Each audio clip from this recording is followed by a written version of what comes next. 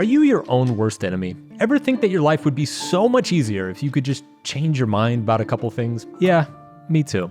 That's why I reached out to my old friend Derek Sivers, the one person I know who is better at questioning beliefs and changing his mind than just about anyone I know.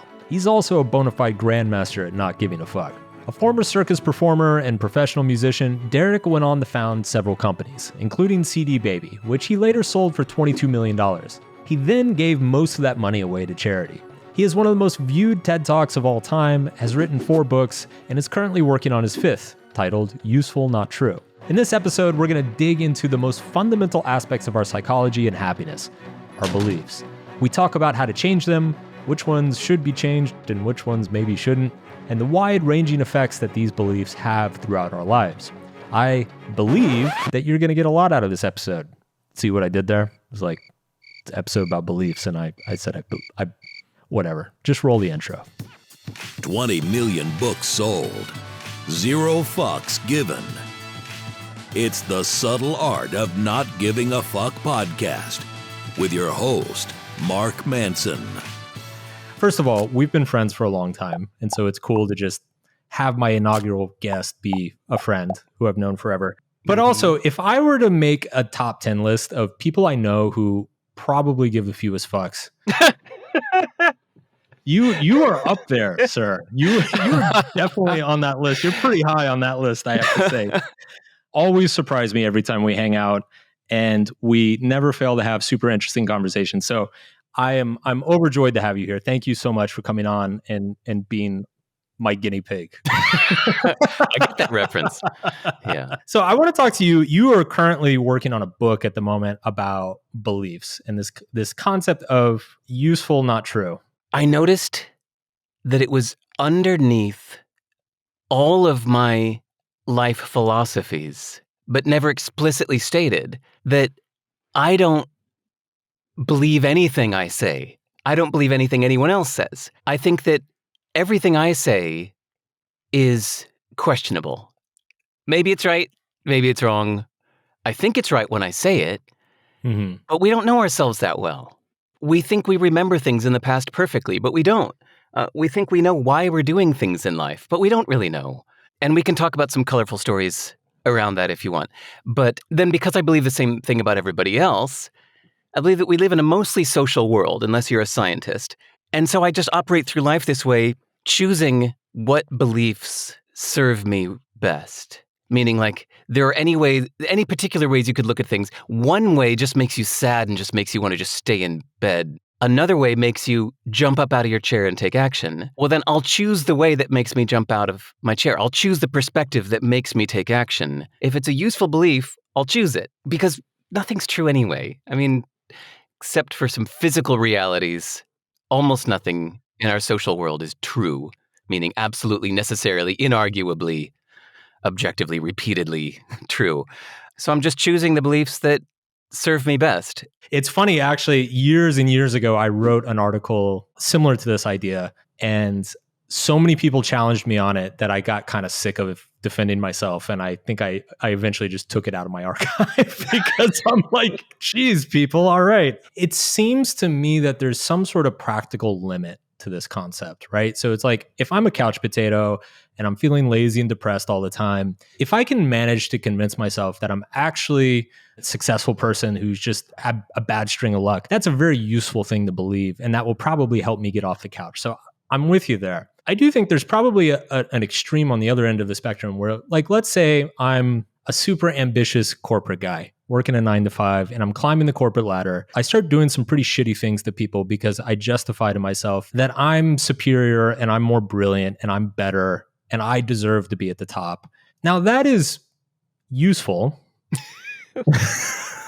but it's kind of a shitty thing to believe. It will definitely harm my relationships. It possibly might harm my happiness, depending on, I guess, how psychopathic I am. But there is a territory with this concept that I start to get uneasy or unsure of, like, where the limitations or boundaries of it are. Where would you say those limitations are, in your opinion? I'll tell you, but then I also want to ask your advice. Because the thing that you just said has been the most common response. No offense. When I tell people that I'm writing this book, basically, in short, their question is, but what about psychopaths? Yes. What about a politician believing they won the election that they actually lost? It's Right. useful, not true, for them to believe that they won. What about people that believe that their enemy on the other side of the fighting line is subhuman and should just all be exterminated like cockroaches? That's useful, but not true. So far, the best thing I can offer is to say that I'm sharing a tool like a driving instructor can teach you to drive a car, but doesn't have to keep addressing everybody. Now, remember, kids, don't drive into a crowd of people. Yeah, Don't right. use this to murder. It's like, okay, does everybody teaching everything have to say, now remember, don't use this for murder? Don't be evil? But I feel that I should address this early. So far, all I've got is basically a paragraph in the intro before the book begins saying, just to be clear, this is a book about you being the person you want to be. This is not a book about other people and whatever they do. So that's all I got so far.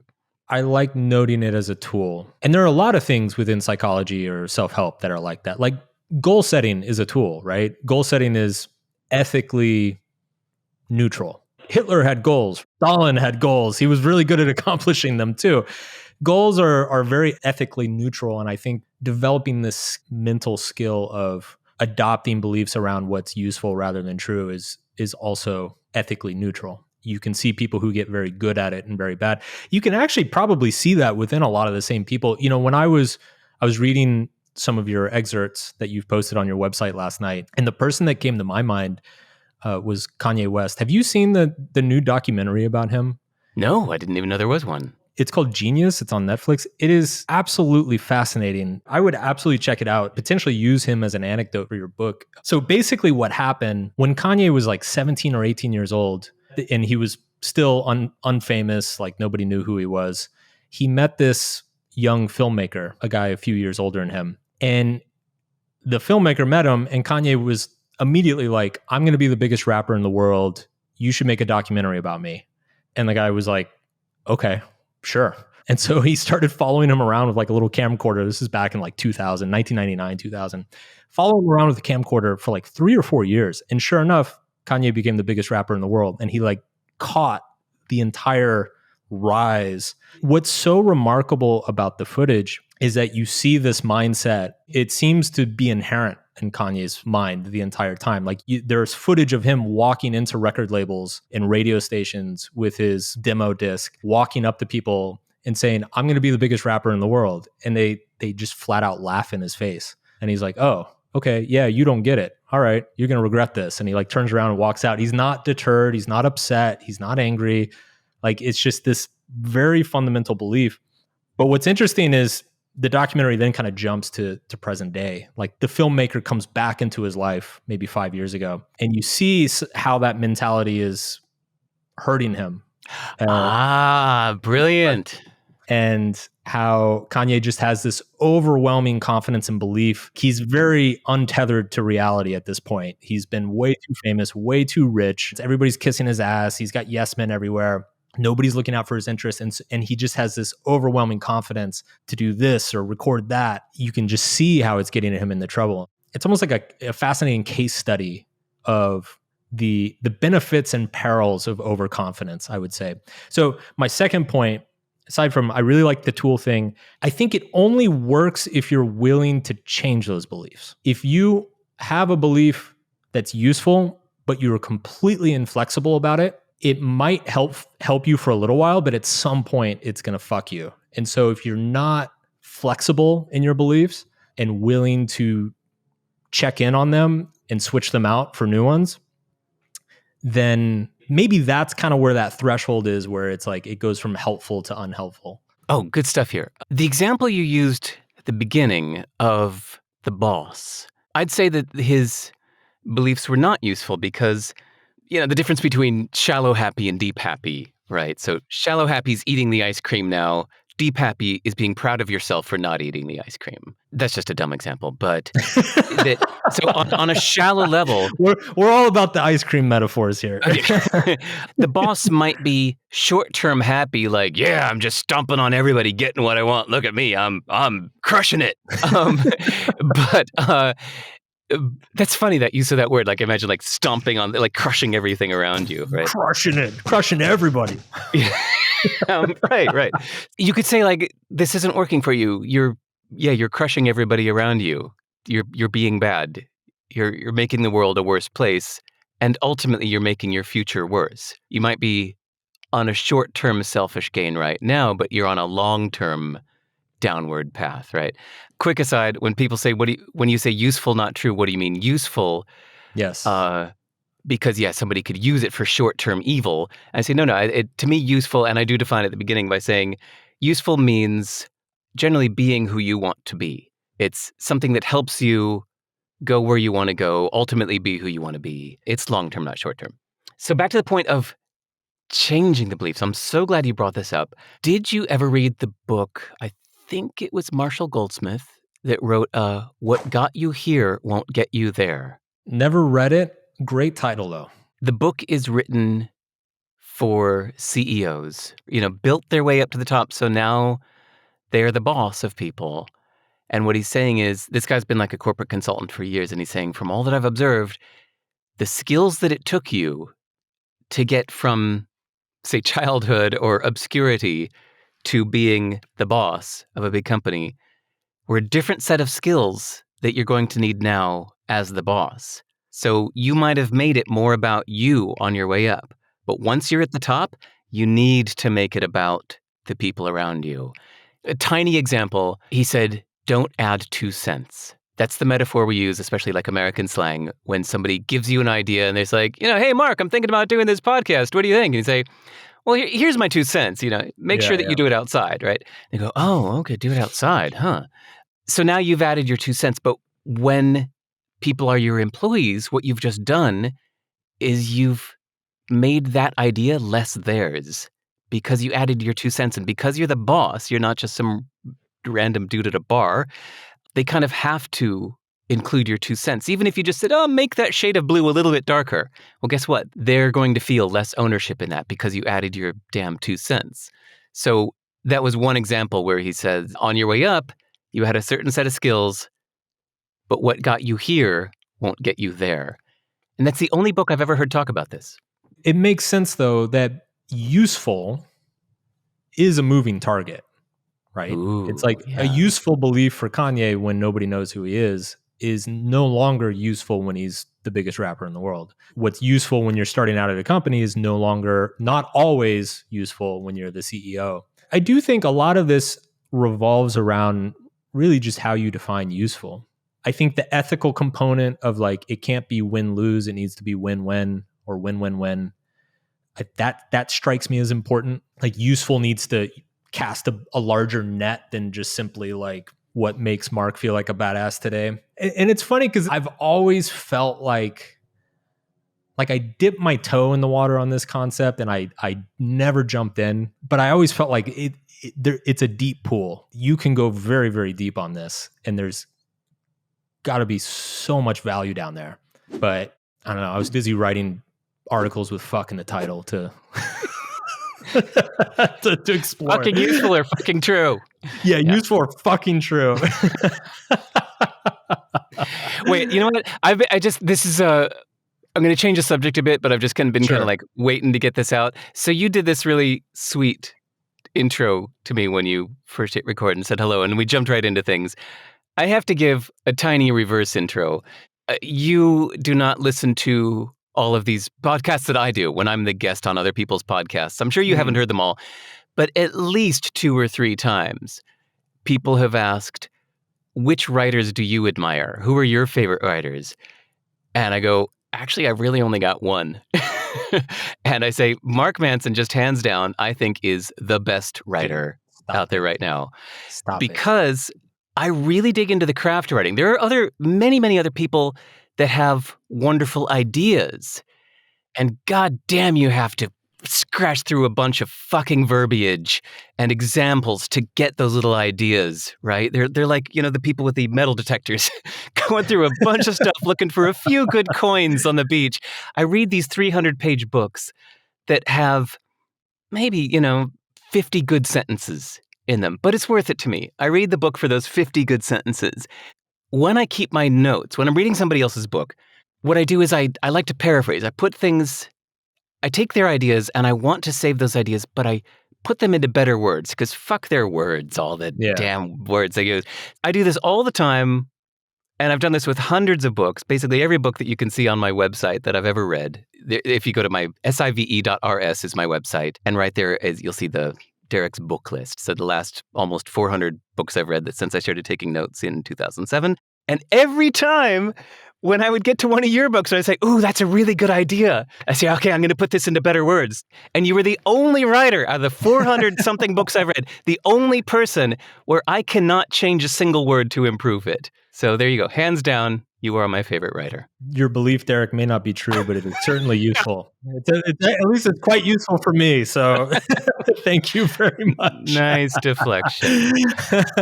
Naturally, I got on your website last night for the first time in a while and probably read through a dozen of your more recent musings. And there's so many times where I read your stuff and I'm like, I have had similar thoughts to that. You really have this. See, now we're just kissing each other's ass, but you have this incredible ability to capture a deeply complex concept in a very simple metaphor or story.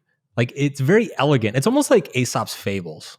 Like that's kind of what it feels like to read a Derek Sivers post. It's 400 words, a very simple story about you and your kid or something you did in the music industry. And then it just lands and you're like, oh, I never thought about it that way. So you're not too shabby yourself. Speaking of your posts, though, I wanted to bring something up because you did have a post that was, I believe it's an excerpt of the new book that I really liked. And I think it's a really interesting concept to explore a little bit.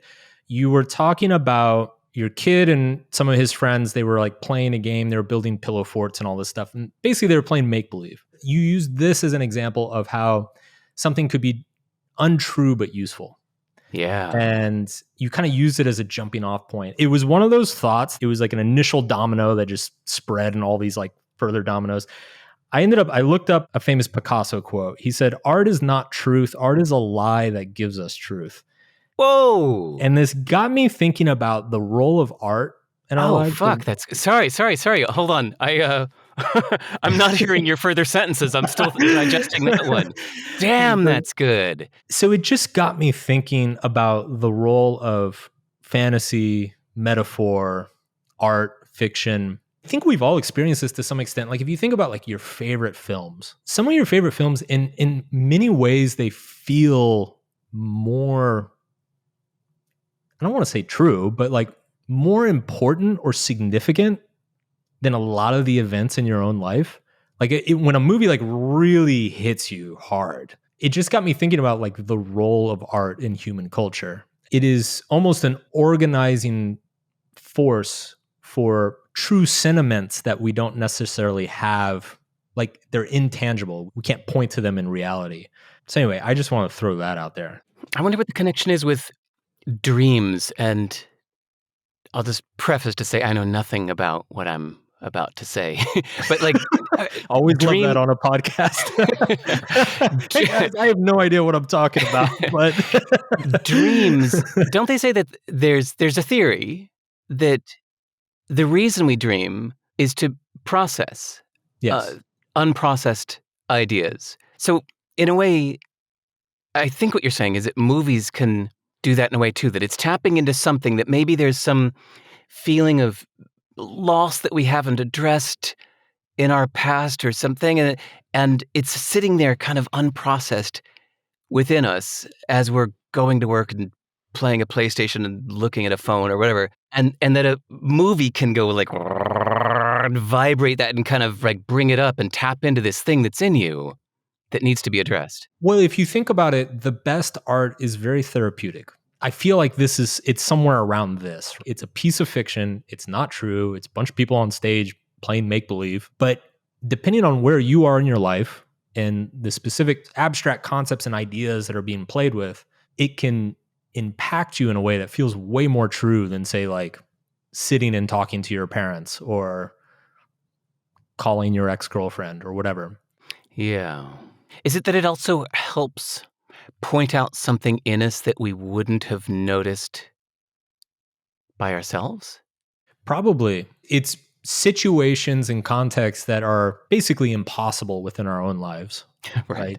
Or they're just exaggerated to such an extreme extent. Like you think about like The Godfather. It's about a mafia family and everybody fucking gets shot and dies. But at its core, it's a movie about family, the struggle of balancing commitment and love for your family versus your worldly goals and aspirations. I think everybody can relate to that on a certain level. So there's like something in the exaggeration of it that makes it feel extremely impactful and true.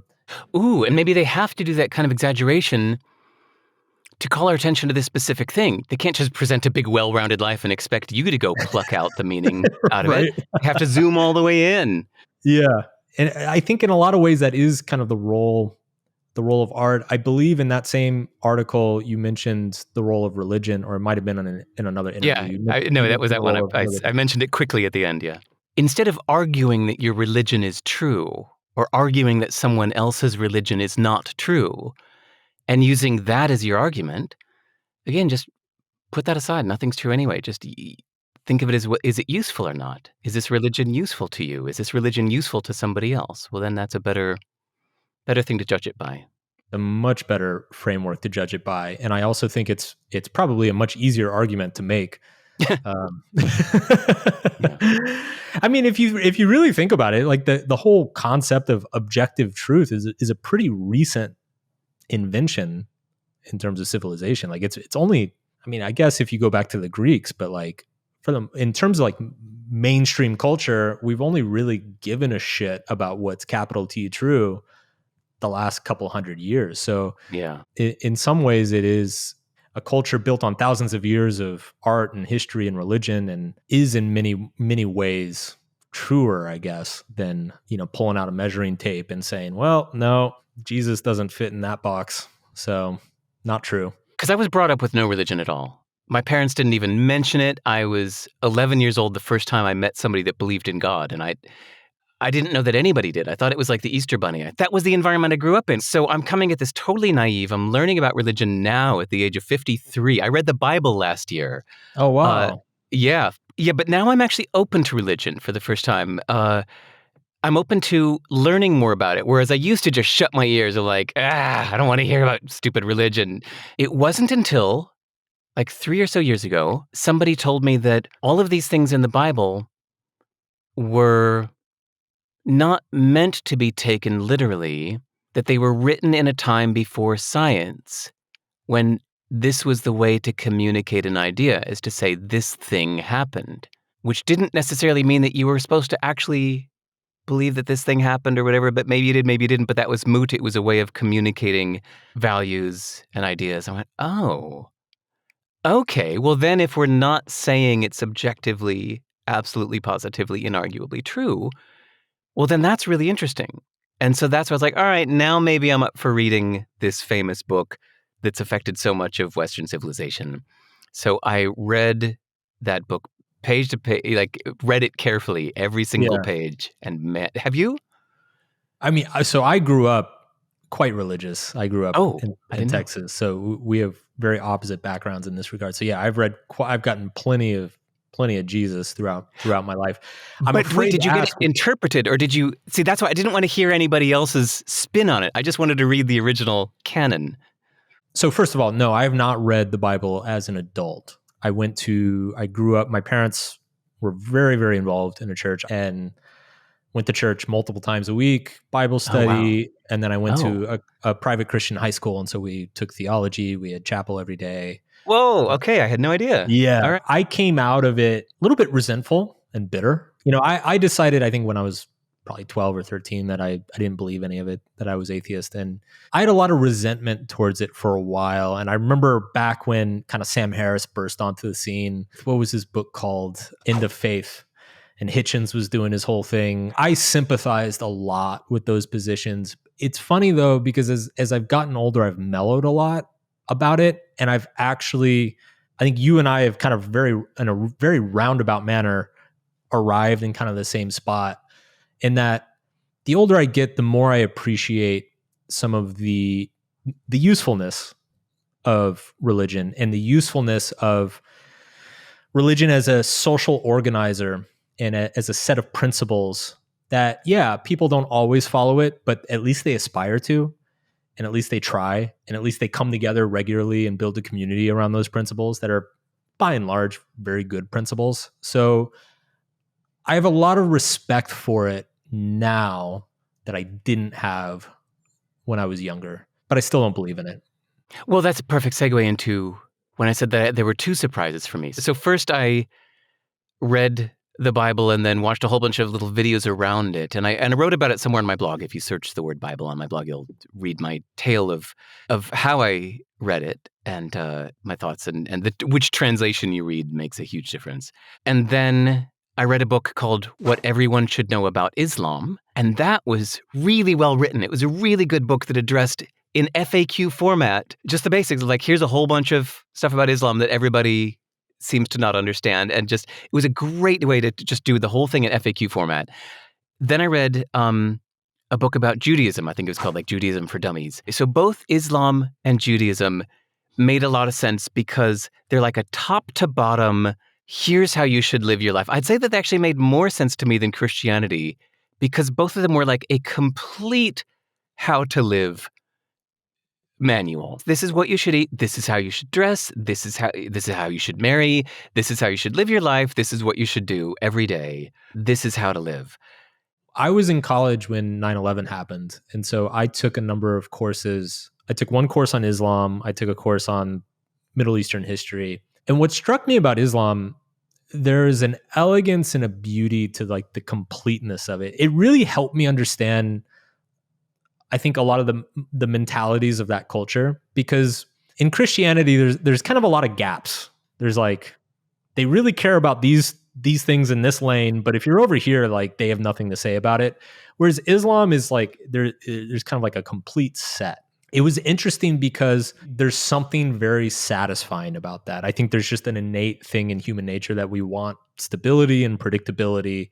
We want easily available answers. Once I learned about all that, I understood the appeal, I think, and I sympathized a lot with that appeal. Let me bring this back. And this actually my next question actually kind of loosely relates to religion. And that is, changing a belief it's one of those things that it's easy to talk about, but particularly for like deep-seated beliefs or beliefs that we've held for a long time, or maybe even beliefs that we don't have a ton of awareness around or understand why we believe something. It can often be very difficult to dislodge an unuseful belief.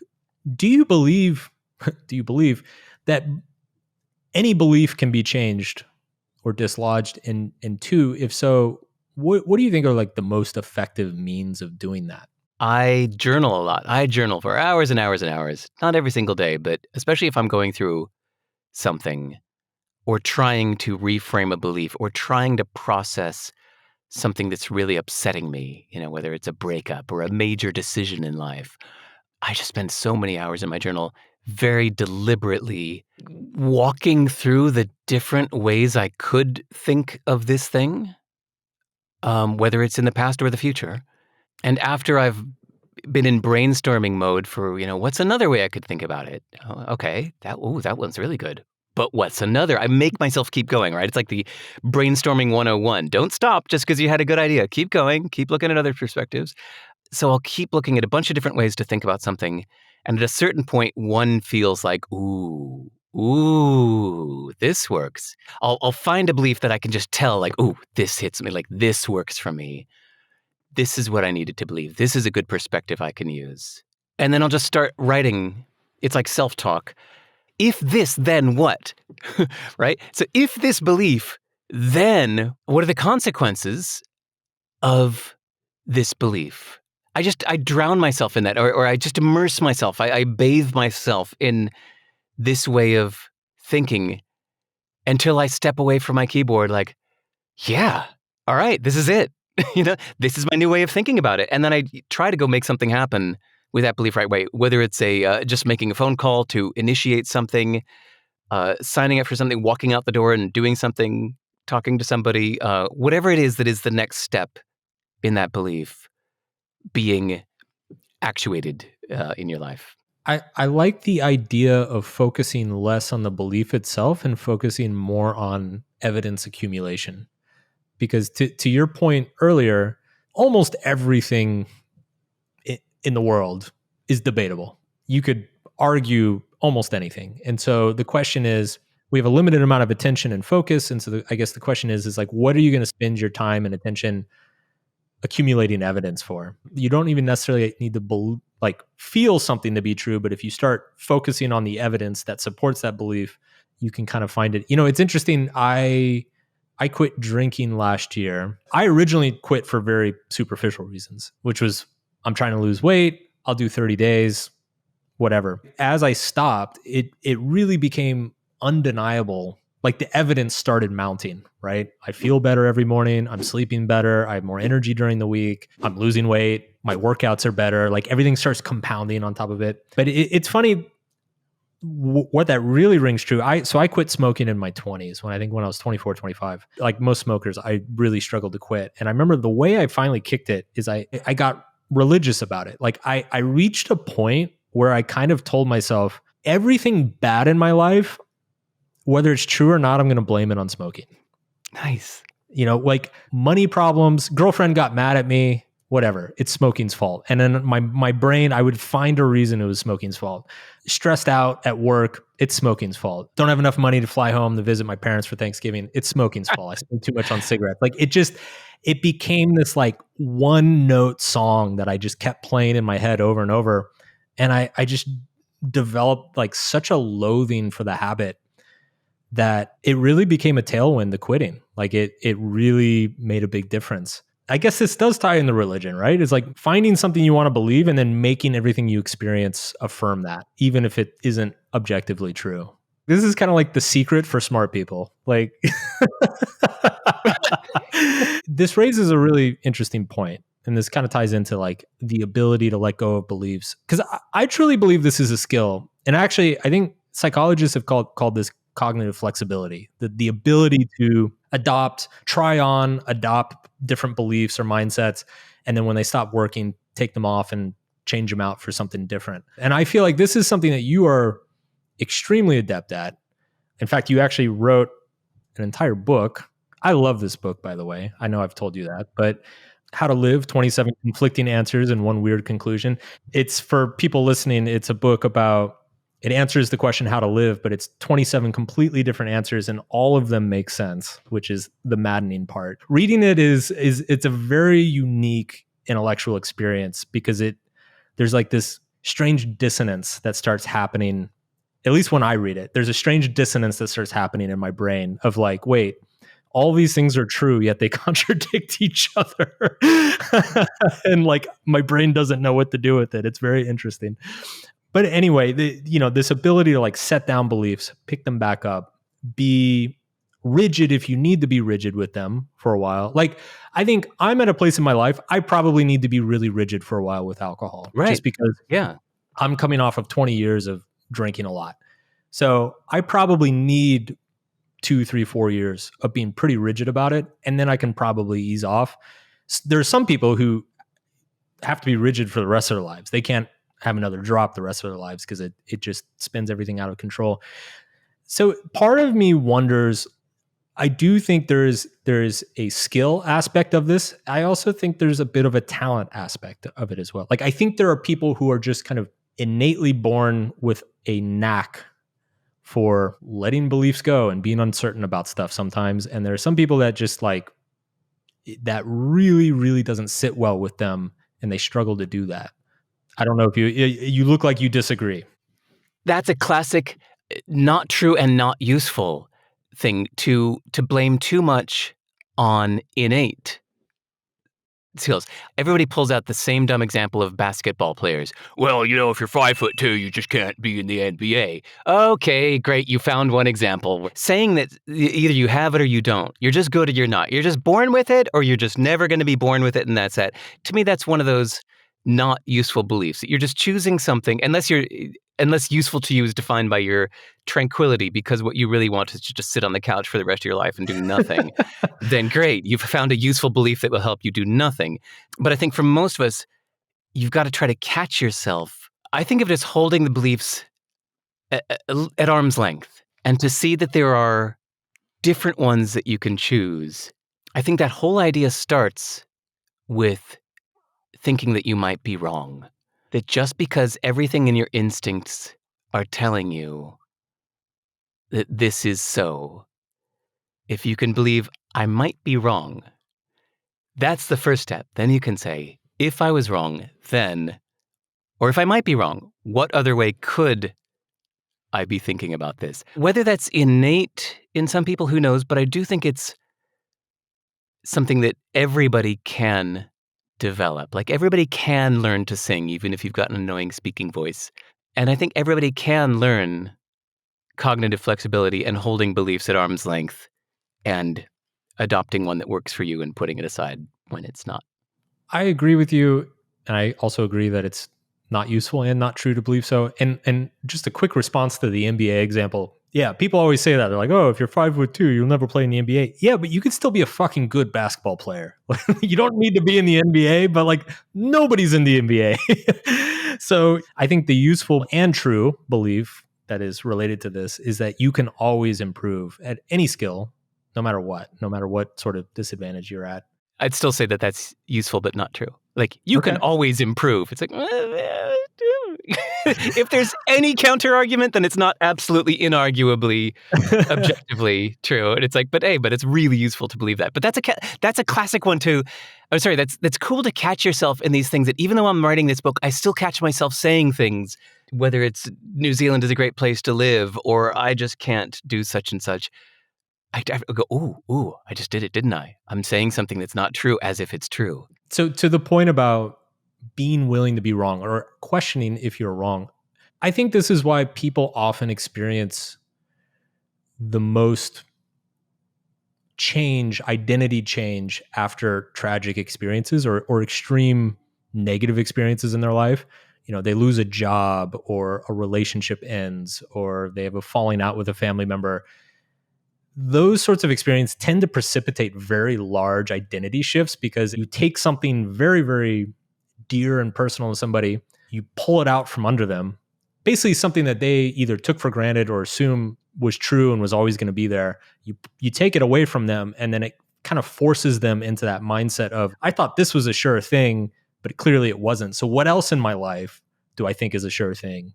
It might not be. And they start asking questions. Do I actually like my friends? Do I really want to live in this city? Do I want to go here or there? It's interesting in that hardship makes this process easier in some ways, I think, or at least creates opportunities, probably creates more opportunities to ask these questions. Whereas I think success, you can often, when everything's going right, you can kind of delude yourself into, you don't want to fuck up the gravy train. So you don't start asking if you're headed in the right direction or not. Louis C.K. said that when his marriage broke up, he was devastated at first. And then Andrew Dice Clay was talking with him in the parking lot outside a comedy club and said, he said, hey, why do you look so glum? He said, it looks like my marriage is done. He goes, oh, congratulations. And he said, what do you mean congratulations? And he said, nobody ever leaves a good marriage. I went, ooh. And he said, that idea just bowled me over. I've thought about that ever since, that nobody ever leaves a good marriage. Nobody ever leaves a good relationship or a great relationship. So really, anytime somebody has a breakup, you should be saying congratulations to them. And by the thing that you just said, which I think is so insightful and wonderful, that whenever somebody has some kind of terrible tragedy in their life, my parents just died. Like, wow, congratulations. Fuck you, man. Like, oh my God, you're about to have an amazing transformative experience. You're going to be letting go of some habits that you've been doing that weren't rewarding. You're going to be letting go of some people in your life, right? Coming up, you're going to be taking on some new things that you were putting off before. Like there are a lot of things that are about to change for the better in your life because of this.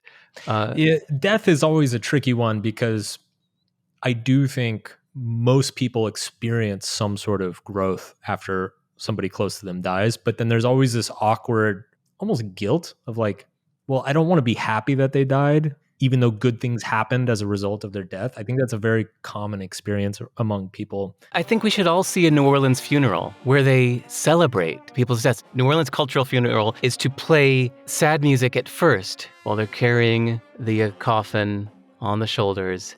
And at a certain point, somebody in the band knows when to do it. And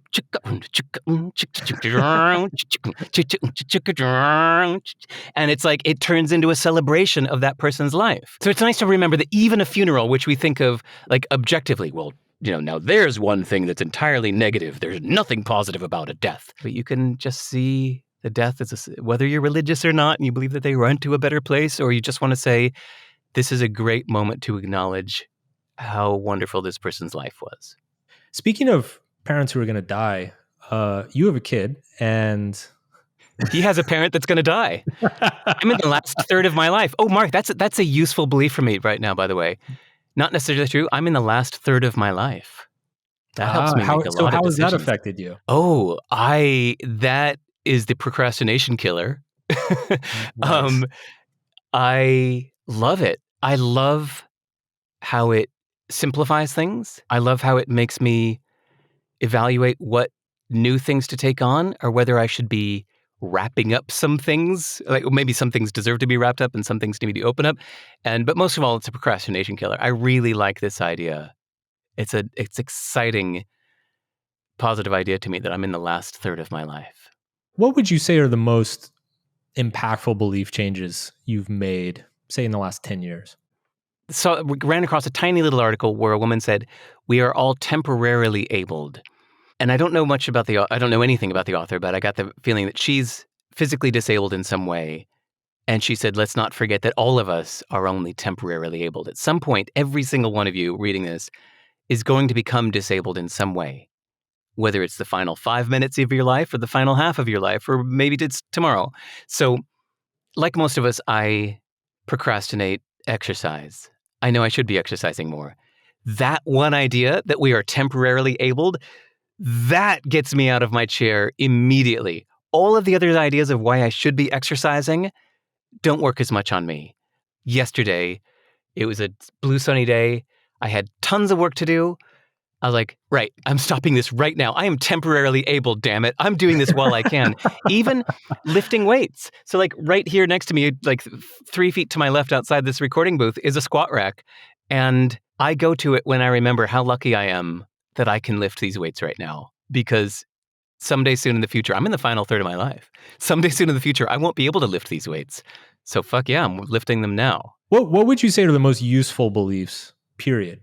Probably the meta belief that you can choose your perspective. Everything can be seen from multiple perspectives. You can choose any perspective that you want, and you are already choosing a perspective. The one that feels true to you is already a choice that maybe your environment, your parents, the place you live helped shape that choice for you instead of you choosing it deliberately. But that everything's negotiable.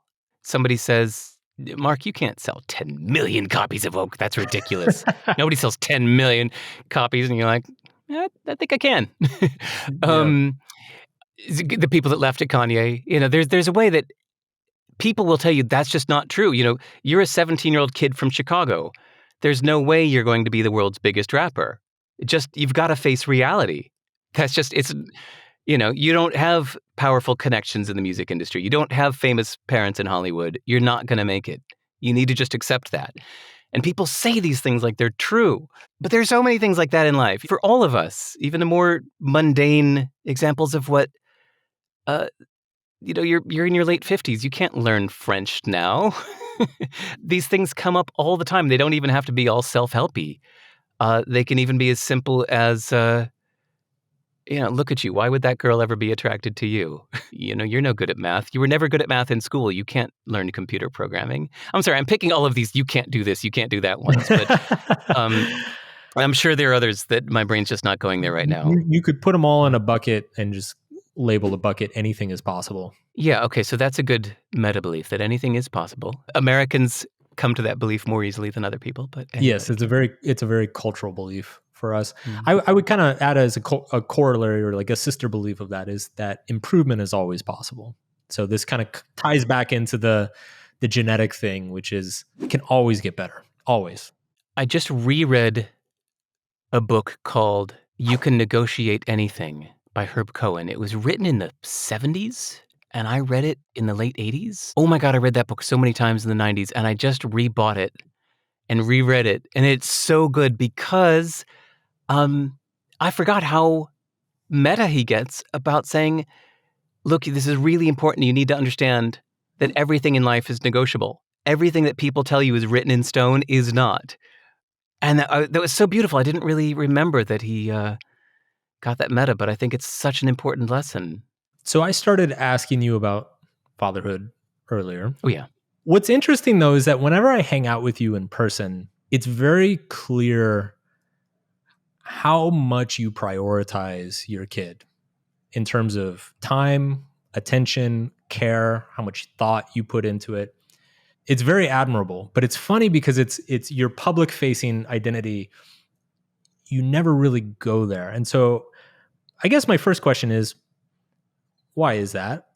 Just out of curiosity, really. And then two, would you say fatherhood has deeply affected any beliefs of yours or changed your worldview in any way? Okay, so the reason I didn't talk about it much, I'm starting to more, is a shallow reason. You've noticed that there are some subjects, if you talk about them online to the general anonymous public, the quality of conversation that's going to come from this, you're just going to get a bunch of dumb, emotional, reactionary, stupid, gut level, lizard brain comments. Even though I wrote a post saying, here's how I read the Bible. Like, if you decide to do this, here's my tips. I got no less than 50 different questions over the next month all asking the same thing, which is, well, tell us your thoughts on the Bible. Please give us a post. And I'm like, nope, I will not be doing that. Absolutely not, because the kind of conversations that would spark are not the conversations I want to have. I have no interest in starting that. So I felt that with parenting. That it's like, oh God, everybody with a kid, or God, everybody even without a kid, has their fucking opinion. And I'm like, I just don't want to have those conversations. So I'm like, no, this is my offline life. This is my personal life. I'm not going to bring that into the public. But then I wrote one little post in 2015, taking the angle that I felt okay taking, which is to say, I have this kid, I do a lot of things for him, but ultimately, I'm doing these things for me. These things benefit me. So I wrote that one post, and a lot of people liked it, and the comments were nice. Yeah. They were not evil. So then I felt kind of confident to do a couple more posts about it. But I don't want to be a parenting blogger. I think that would be really off-putting, because I know that before I had a kid, I didn't have a kid till I was 42 and thought I was never going to. So anytime somebody started talking about, let me tell you about my kids, again, my ears would just shut off. Like, I can't relate. I don't want to hear about your kids. I don't want to make that my main subject, but I am bringing it up a little more now. It also just seemed morally wrong for me to force a kid online without his permission, to take a baby that doesn't understand what online is and just put them online and show them to the world, and even telling the world their name. That just felt morally wrong. So I felt like he'll put himself online when he wants to. And until then, I'll just speak about him abstractly from my point of view, like how having a kid has affected me or something like that. So I am talking about it more, but that's why I didn't. Fair enough. Totally respect that. It's funny too. I remember I was at a party once, and I forget how it came up, but there was a woman, I was talking to a woman, she had a teenager. She was having trouble with him, and she kept asking me for advice. And I kept saying like, well, I don't have a kid. I like preempted everything I said with, well, I don't have a kid. And finally, after 3 or 4 times, she told me, she was like, stop saying that. She said, I'm asking you for a reason because if I ask other parents, I won't get an honest answer. I'll get the answer that makes them feel morally supported and makes them feel like a good person. Exactly. She said, I only ask for parenting advice from people who don't have kids because they're objective about it. Wow. Smart. You had a second half to that question, which is like how it's changed me. And honestly, my answer is a bit surprising that it really hasn't. The most common answer people say is, oh my God, having a kid changes everything. Suddenly you're not the middle of the world anymore. It's like life is about someone besides you. I'm like, yeah, I went through that already before I had a kid. It's like, to me, starting CD Baby was like that. When I started CD Baby, I was 29 years old. I was the center of the universe. And then I had this little hobby that was to help musicians. And suddenly my life shift happened there, which was for the next 10 years of my life, I made them my everything. I was like, you know what? I don't matter anymore. And they're just like, well, don't you want to try to make the company as profitable as possible? I was like, nope. I want the musicians to have it all. I don't need anything this is about them, not me. It's like, let's do an article about you. I was like, no, please turn your attention over here. This is not about me. I am just here to support these musicians. I did that for 10 years, and that's where that mindset shift happened to me. That's where I became not the center of the universe. So having a kid didn't change that for me, but that's the usual answer you'll hear from people. Yeah. For me, the thing that you said, like hanging out in person and what a big deal he is for me, I tend to have one top priority in life for years at a time. So from the age of 14 to 29, my top priority was my music. I was just all about the music. If you were to try to talk to me from the age of 14 to 29, I would not talk about anything but music.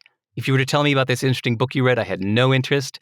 You wanted to try to talk to me about anything else, I had no interest. All I wanted to talk about was music, and pretty much just my music. That's all I cared about. And then at 29, when CD Baby happened, that's when that shift happened to me, and it became all about creating this thing that was supporting musicians.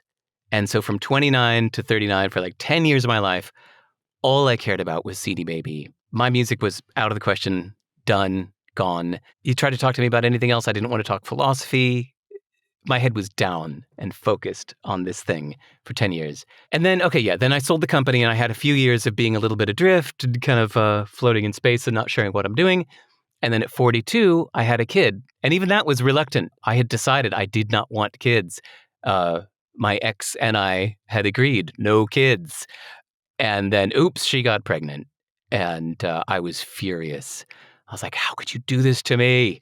We had agreed you can't just decide that I'm going to have a kid. That's not for you to decide. She said, it's not for you to decide not to, But fuck. I was like, oh man, this is terrible. This is like I've been wrongly sentenced to jail now for 18 years. That's really how it felt, thoroughly. And somewhere along the way, when she was like 4 months pregnant, I was just like resigned to the fact. It's like, all right, fuck, I'm going to have a kid.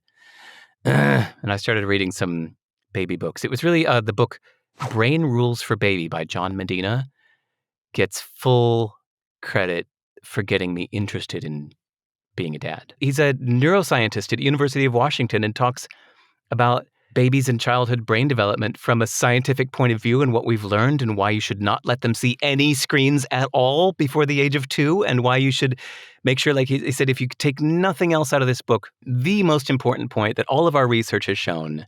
And again, I like that he's saying this not as his opinion, but saying, look, we've done all these tests and this is the objective data that the tests are showing. The most important thing you can do is to help your kid feel safe. If your kid feels safe, your kid will thrive. But it just got me excited. So then when he was born, I was like, okay, this is interesting. This is fun now. And that at the age of 42 is when I just noticed in hindsight now, top priority. Everything else is secondary. Money, career, me, everything, my plans, my dreams, all of that is secondary to him. But it's not that different from when everything was secondary to my music or everything was secondary to my company. It's just, this is my top priority now and will be. He's 11 now, so there will be a time soon when he's more into his friends than he's into me, and he just won't need me around so much. And then it'll be time for my priorities to shift again in a few years. Are you excited about that? Yeah. I'm actually, here we are. This is late 2023. I'm just starting to feel it this year. He's just having more and more friends that he likes to spend more and more time with. And I just started feeling the me coming back. And it's really nice. In fact, even when you were here a couple years ago and you and I were walking in the forest, I told you probably that I was planning on having 2 more kids. Yeah. That's gone now. Yeah. I'm really enjoying that. I feel like my time of making my kids my top priority in life is coming to a slow and happy ending. It's really nice to feel my own priorities coming back. That's great. I got 2 more things before we wrap up. The first, so one of my favorite concepts that I love, it's like my hammer and everything's a nail. I try to apply it to everything, is this idea that the best thing about something or someone is also usually the worst thing. My question for you, what is the thing about you that you think is likely both the best thing and the worst thing about you? Probably leads to a lot of your successes, but it also causes a lot of the problems in your life. What do you think it might be? One of the things that's very notable about you is this cerebral ability to kind of interchange beliefs and ideas and identities. Like most people struggle with that. Most people, it's a very emotionally draining, difficult, or it's either cognitively difficult, like it's exhausting for them, or it's very emotionally draining to like let something from their life go, let an identity go, and try bring something new in. Like it can be very exhausting. I feel like you have an alacrity with that most people don't. I could see that being an issue with interpersonal relationships because friends, family, partners, they like stability. They don't like having to adapt to a new you all the fucking time. And and having to get to know, new Derek or whatever the thing is that you're passionate about. That would be my guess, just from knowing you. I don't know if that feels accurate to you. Right on. I love that. Yeah. You've noticed the thing that when you use somebody's last name, you're talking about the public figure, right? So I did have just a moment just now to go like, how cool Mark Manson is telling me what my problem is. It's kind of cool. See, I don't use that hammer a lot. Strength is your weakness thing. So I hadn't thought about this, but my flexibility has another negative side effect that it's probably actually my next post. In fact, I was going to post it yesterday. I'll probably post it tomorrow, so it'll be out by the time this is aired, is the downside of molding yourself to be what other people need you to be. I'm strong. I'm flexible. I can handle it. I'm resilient. Somebody needs me to curl into a ball. I can curl into a ball. Somebody needs me to brace myself and lift them high in the air. I can lift them high in the air. Somebody needs me to flatten out and be invisible. I can flatten out and be invisible. Look at me. I can do all of these things. I enjoy it. I enjoy taking on the challenge of being another way. But then the problem is sometimes I do that to be with somebody I want to be with. And then after a few years or months, I might be like, okay, this is really hurting my back now, twisting myself into this position that you asked me to be in. And I can do it, but it kind of sucks. And I go, and I shake it off and I go back to being myself, which is not who they want me to be. They wanted me to be that, curled into a ball. That's super interesting, actually. I mean, I imagine that a lot of people, this isn't to say that you are codependent, but there's kind of a codependent role that often happens in unhealthy relationships where there's one person who's just giving, and there's one person who's kind of taking. And I could see how if you're just a person who's just very naturally adaptable, both mentally and emotionally, you could almost kind of paint yourself into a corner by week being like, well, they seem to need this thing to be happy. So, and that's pretty easy for me to do. So I guess I'll do that. And then next week it's something else. And next week it's something else. And you get 8 months in and you're like, wait a second. I'm a pretzel over here. And I can't move. Exactly. Really, that's been my romantic relationship pattern in the past. And that is the weakest slice of pie in the pie chart. If Right, you've heard that metaphor, right? You've got the 8 different aspects of your life. Let's cut them into slices of pie. Which one is the strongest, which one is the weakest? If they're unaligned, you've got a wobbly wheel, right? Like that's an old self-helpy, who knows, 7 habits of highly effective people kind of metaphor. And yeah, probably looking back at my life, the romantic relationships has always been the weakest, and probably because of the thing. So that was kind of cool that you called that out and nailed it. I was going to say that if we took a totally different angle, I think independence. I think I could see that as well. I yeah, could totally see that.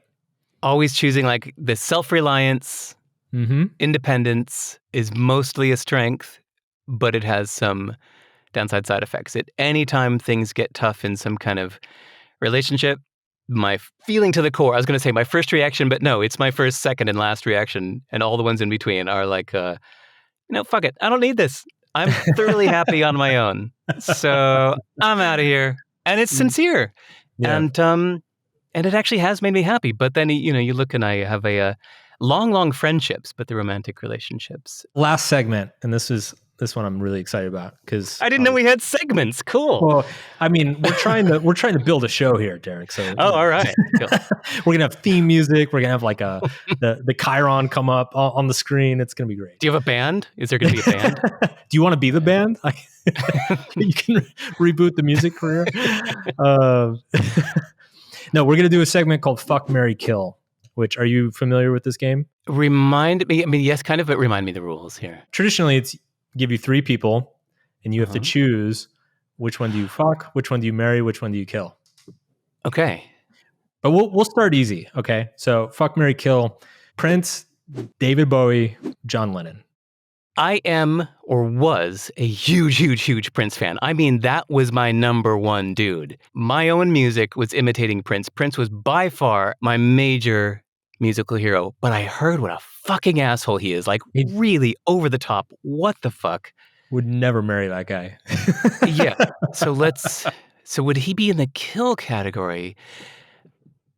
No. Okay. So, all right. So I don't even know what it would be to fuck Prince, but okay, I'm going to put him in there.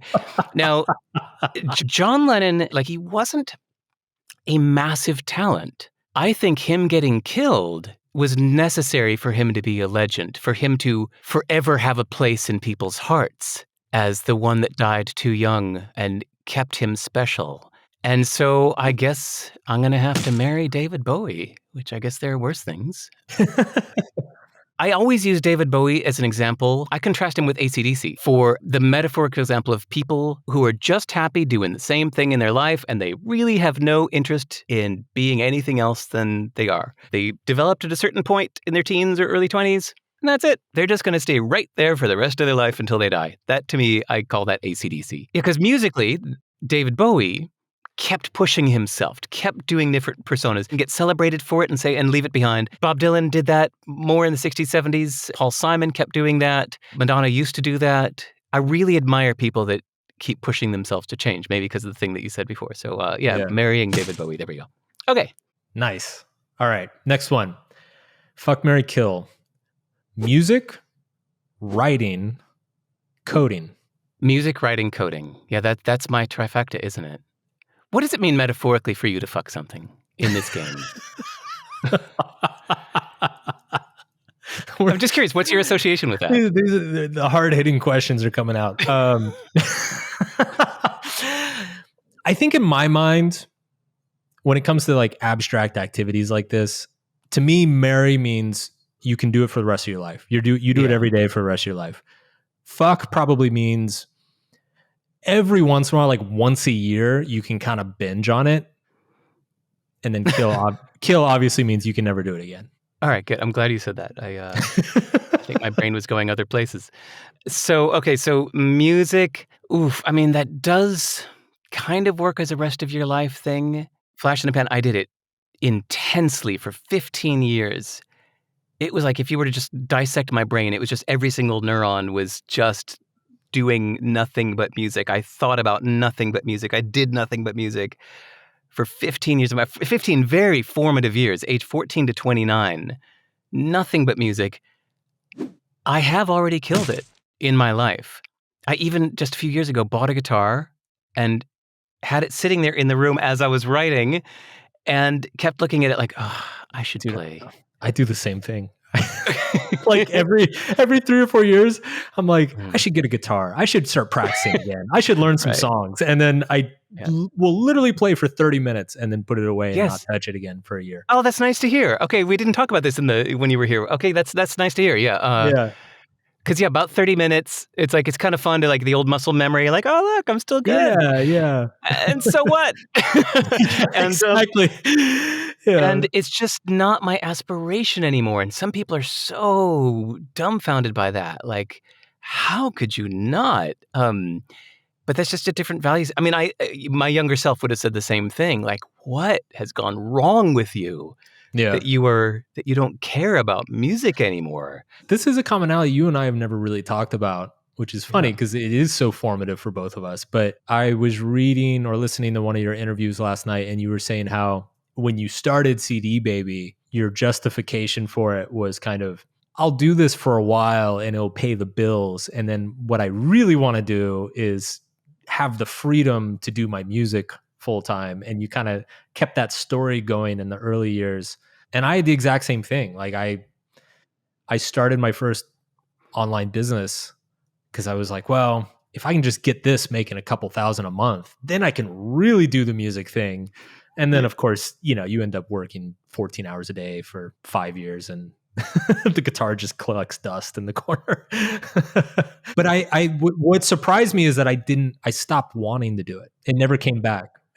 Yeah, it's a drive. I feel like in a way that it was like almost like a problem I was figuring out for 15 years. That's not a perfect description, but I was on the pursuit of the craft. I wanted to be great at this thing. I was driving every single hour of every day to be the best writer, performer, recording artist, just everything. I was just on this drive to constantly get better every day. And then at a certain point, it's not your drive anymore. So to get back to the question, fuck, marry, kill, I have killed music. Programming, by your definition, is something to fuck because it could be a craft for life. It's on the verge of that for me. But for now, I think its role in my life is going to be something that I'm glad I know how to do, glad I know how to fuck. And I'm going to occasionally do it when I need to solve a problem and use the leverage of technology. But writing is the one that I've chosen to marry. Beautiful. Derek, it was a pleasure, dude. Happy to be your... I don't know how to wrap this up. We never talked about how to wrap this up. How are we wrapping this up? I don't know. You could do the thing that, do the thing that musicians do sometimes where they leave in the intro, like, the James Brown, they catch him before they hit record. We goes like, how's my levels, Ron? Oh, good. All right, let's count it off. I don't know what the fuck we're doing. Like and subscribe and all that shit. I don't know. Whatever. Don't forget to smash that like button, everybody. Smash the like button, bro.